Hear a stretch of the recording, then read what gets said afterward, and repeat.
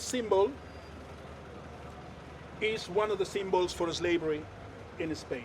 Kwame Ondo's tours of downtown Madrid don't take in the usual sights. They focus on a black history that rarely appears in textbooks or the collective memory. A nail and an S. It's a nail. Nail in Spanish, clavo. You put it together with the S, esclavo. Ondo's family moved to Spain from Equatorial Guinea, a former Spanish-ruled territory that gained independence in 1968.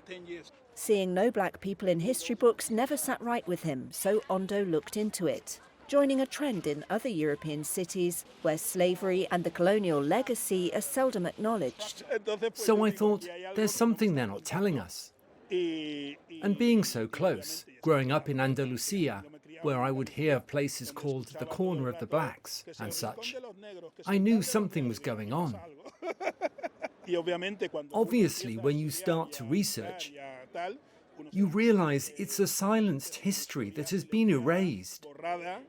His company, Afro-Iberica Tours, mainly caters to foreign tourists, especially black Americans. We've been on other tours. Reginald Young says other tours he's taken haven't touched on the subject. And so when I doing my research ahead of the tour, I saw this black renaissance in the history of Spain.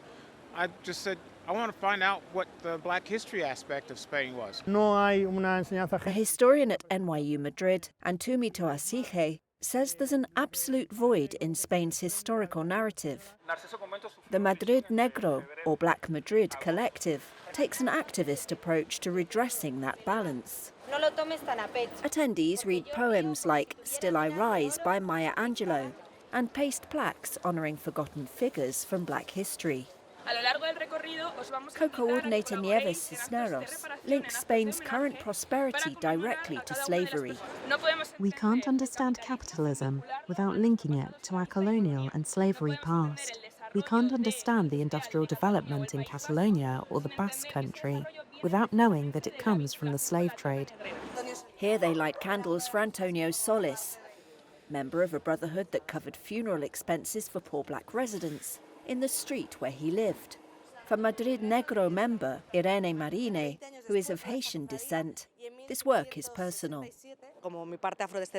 My Afro-descendant side is touched by this because it's all very visible. And my Spanish and Madrid resident side says, why didn't I know this or study it? Why wasn't I taught this? What am I going to do now that I know this about my ancestors?